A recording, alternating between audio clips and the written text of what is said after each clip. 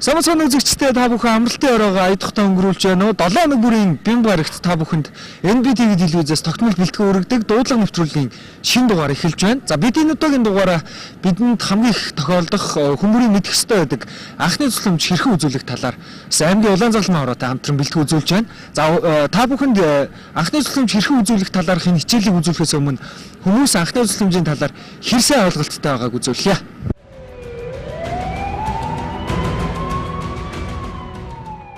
Анхны тусламж бага сарын чадна CPR-ыг үзүүлж чадна. Хаанаас сурсан бэ? Интернетээс. Ер нь танай сургууль дээр хаан сурдаг вэ? Тэр сургуульд чи ер нь анхны тусламжийн талаар хичээл ордог уу? Үгүй. Энэ ойлголтын юм тэр сайн мэдгүй. Нэг юм мэдх юм бусад төрлөөнөөр судлаа гэж бодож байгаа. Судалж байгаа л да. Гайгүй сайн мэдэх юм мэднэ. Анхны тусламжаа үзүүлж чадна шүү дээ. Яг ямар тусламж үзүүлэх вэ? Юу мэдээж нэг хуалцсан хүнд хам амьсгалыг жижиг дарах. Тэгээд зөв байрлалаар хэвтүүлж амьсгалыг чөлөөлөх. Хаан сурсан байна. Нэгдэж ажиллаж байгаа юм жолон жил ажиллаж хаврахыг өгсөн шүү дээ хичээлээр. Нэг гар гурав боодж чадах байх та өөр яа нэг Ухаалцсан хүнд анхны тусламж үзүүлж чадахгүй. Тэр заагаал идэг шин хичээлээр. Тэгэл тэрүүгээр нэг хийх л бодох байх та. Хүүхдэд үзүүлж чадах. Яа нэг хүүхэд хэцүү л байх та. Яг тийм юм тулгарч үтсэнгүй. Тэгээ цагаа тулвал тэгэл чадлаараа зүтгэж шүү дээ. Дүмж сурж байгаа. Хаан сурж байгаа. Юу тэдний хаяа гүрж зааж өгч байгаад заад шүү дээ. Тэгэхээр тэр осолтцсон хүний орчныг судлана. Хажууд нь эмэтмэн байвал зайлуулна. Тэгээд тэр хүнийг ухаантай байна уу, ухаангүй байна уу гэдгийг асуух юм уу шал ингээд асуун. Тэгээд хамран дээр нь юм хүм ингээд өөрийнхөө одоо гарын дээр байгаа юмараа өнөртүүлж үзнэ. Тэгээд яг нөгөө тэгээд зүрхнийх нь юг суцын шалгад.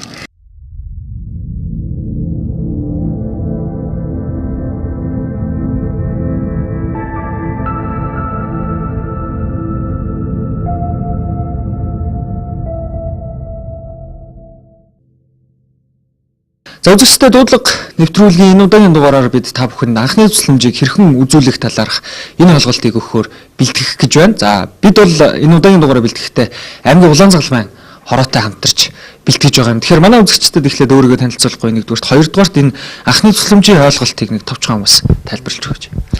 За сайн байцгаана. Намайг Мегмар охтой Чингис гэдэг.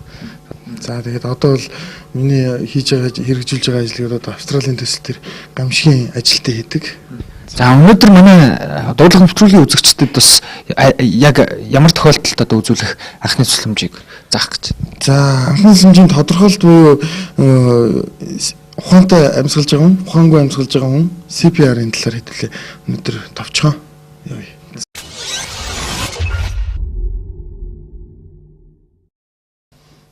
За одоо хамгийн ихэнд манай үзэгчдэд үзүүлэх гэж байгаа анхны тусламжийн төрөл нь ямар тохиолдолд үзүүлэх анхны тусламж? За энэ маань бол одоо хамгийн түрүүнд ухаангүй болсон, өөрийгөө удирдах чадахгүй, өөрийгөө хянаж чадахгүй, тэгээд зүрхний цохилт зогссон. За ер нь л хүчилд ороод эхэлсэн хүн гэсэн үг.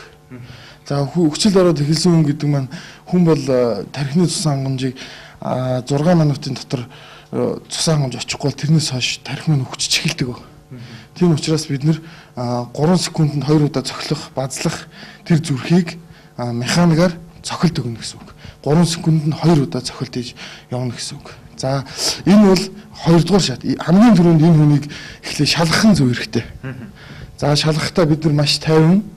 За тэгээд орчноо үнэлээд сайхан ахад аюул осолт өртөхгүй тэр бүх зүйлийг бид нар өөрсдөө бүрдүүлэх хэрэгтэй. За бүрдүүлсний дараа бид нар шалгахдаа мөрөн дээр дөрвөн хурууныхаа үзүүрээр тогшоод маш итгэлтэйгээр асуун ухаантай ухаангүй хэсгийг тэгэхдээ дандаа мэдрэхүүгээр бид нар үзэх ёстой л доо.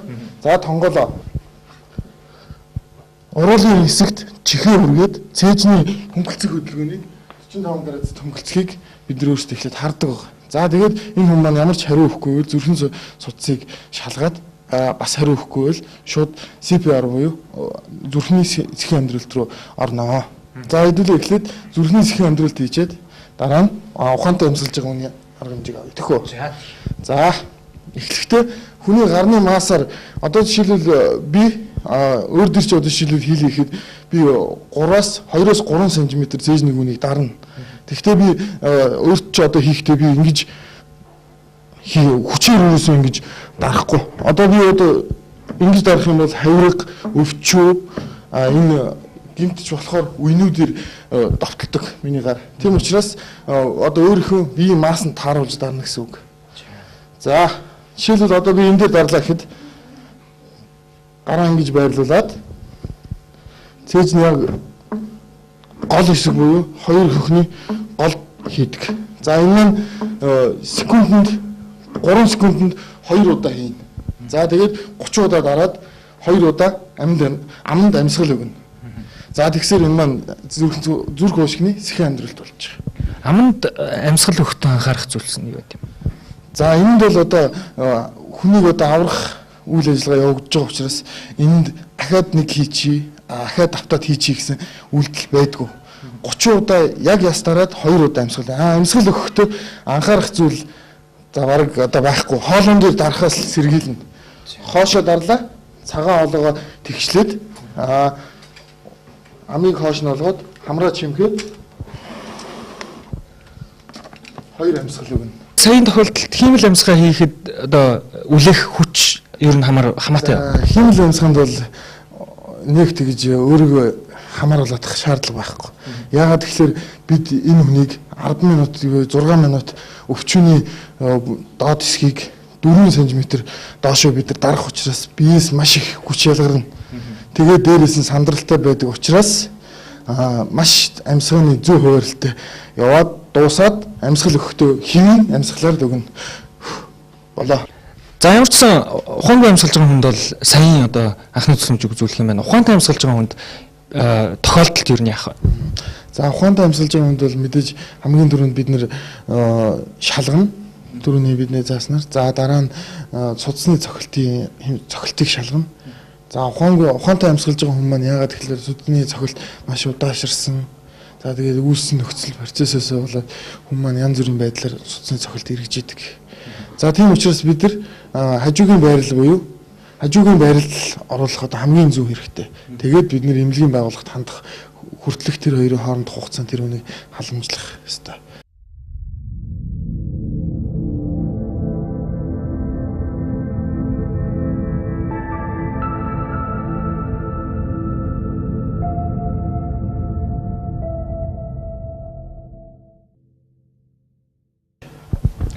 За сая үзүүлдэг одоо энэ анхны тусламжийг нэрэн хүүхдэд үзүүлэхэд ялгаа бий юу? За ялгаатын хувьд бол хүүхдэд бол гарын байрал өөрчлөгдөнө. За гарын байрал өөрчлөгдөхдөө бид цээжний үзүүр дээр 2 хуруу биеийн масснаас хамаарат 2 хуруунаар даралт хийж явна. Гэт 3 секундэд 2 удаа яг тохируулж дарна гэсэн үг. Тэгээд яг даралтын хүч нь бол ялгаагүй 30-ыг харьцах нь 2. 30 дарна 2 амьсгал. Хүүхдүүд яг багнасны хүүхдүүд бол хахах тохиолдол бас байдаг. Тэгээд тэр тохиолдолд үзүүлэх анхны тусламж гэж. За ээжүүд одоо анхааруулахад нэрээ хүүхд маань мэдээж хариу үйлдэл үзүүлдэг. За тийм учраас бид нэр хүүхдийг яг бор хоолнд ороод эхэлсэн үед хахалт үйлчилж эхэлдэг. За тийм учраас бид нэрээ хүүхдүүдтэй хагасан тохиолдолд анхны тусламж үзүүлвэл зүүн хөлийнхаа өөрийнхөө гарны яг байрал зөв эвтэйхэн байрал тааруулаад за тэгээд хойтлын хэсгээс нь тоншиж өгнө. Зөөлхөн тоншно. Урд нь одоо уламжлалт дангаах ухаанаар бол одоо нэг 2 зүг орлоо шиддэг гэсэн. Тэр мөр бол болохгүй. За зөвхөн одоо энэ үйлдэлийг л маш зөөр хийх хэрэгтэй. 5 удаа урагш нь боловсруулах системээр зохино гэсэн үг. Хүчний хувьд хит хүчтэй байж бол одоо яг өөрсдөө торгон мэдрэмжээр л хийнэ. Түүнээс бүр хэмжээ авах хүүхэд цолгочоо том хүний хэмжээгээр зохино гэж байхгүй. Хүүхдүүдийн нурууг тааруулна. Насанд нь тааруулна.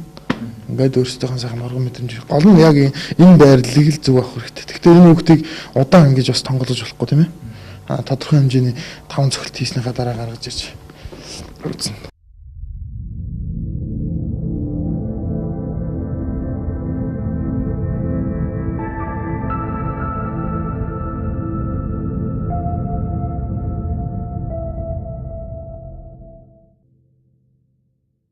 За яг анхны төсөлмж үзүүлэхэд сая таны яриан дээр бас гарч байгаа тэдийг харьцан тэд гэдэг энэ стандартыг ер нь хаанаас баталтай энийг танай байгууллагатай яаж холбогдож байгаа? За энэ анхны төсөлмж гэдэг нь бол ер нь өөрөө манай улаан загалмай буюу одоо энэ олон улсын улаан загалмай улаан хаврын нийгэмлэгүүдийн холбооноос яг энэ стандартыг тогтоож өгдөг байна. За энийг хаанаас судалж яаж гаргадаг вэ гэвэл Европын зүрх судасны хүрээлэн, за тэгээд Америк нэгдсэн улсын зүрх судасны хүрээлэнгээс манай холбоогоор дамжин дэлхийн 186 орнд байх бүх нийгэмлэгүүдэд тардаг байгаа. За анхны төсөлмж бол таны ярианд ч гарч байгаа. Ерөнхийдөө манай нэвтрүүлэг маш хүн бүрт хамаатай гэдэг учраас энэ удаа энэ сэдвийг сонгож байгаа юм.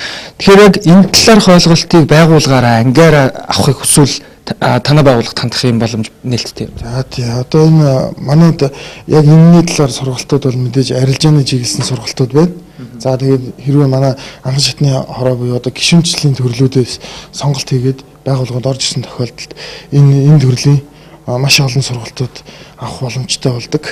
За манай 14 онд үндэсний чуулган хуралдаад чиглэл өөрчлөгдсөн байгаа. Сургалтанд илүү тулгуурласан ард иргэдийг мэдлэг чадвараар одоо дэмжих гэсэн юм чиглэлтэй үйл ажиллагаа явуулж эхэлсэн байна. За аймгийн улаан загалмай хорооны хувьд Эрдэнэ хотод одоо хизээнээс үйл ажиллагаагаа явуулж байна. Одоо айл айл салбарт хичнээн төрлийн одоо төсөл хөтөлбөр хэрэгжүүлдэг юм бэ. За аймгийн улаан загалмай хороо нь 1976 оноос үйл ажиллагаа явуулж эхэлсэн байдаг. За хүмүүнлэгийн үйл ажиллагааг явуулахдаа бид 7 зарчмыг баримталж явдаг байгаа. За тэгээд мэдээж бүгд одоо мэдж байгаа гишүүн байгуулах болох хүмүүстэй бид хамгийн түрүүнд ордог. Тэгээд ямар нэгэн хүмүүнлэгийн үйл ажиллагаа хийхэд мэдээж зарчим байх хэрэгтэй. За тэгээд нийтлэг энэ 7 зарчмаар барьж ачилж байна да. За тэгээд одоо бол үндсэн 4 чиглэлтэй. Мэдээж эрүүл мэндийг дэмжих хөтөлбөр, дараа нь гамшигын менежментийн хөтөлбөр, тэгээд залуучдын улаан загалмай, за тэгээд халамжийн хөтөлбөр гэсэн энэ зүйлүүдээр явагдаж байна.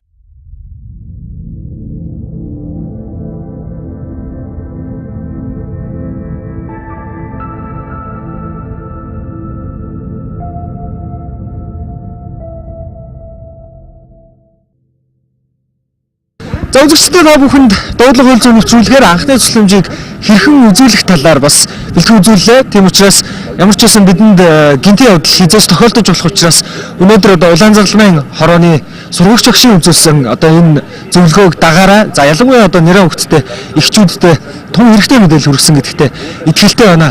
Дуудлага нэвтрүүлгийн дугаарын турш бидэнтэй хамтсан үзэгч танд баярлалаа. Та бүхэн амралтын өдрүүдэд аятухтан өнгөрүүлээрэй. За эх 7 хоногийн Бямб гарагт шинэ дугаараараа эргээд уулзцгаая. Баяртай үзэгчд.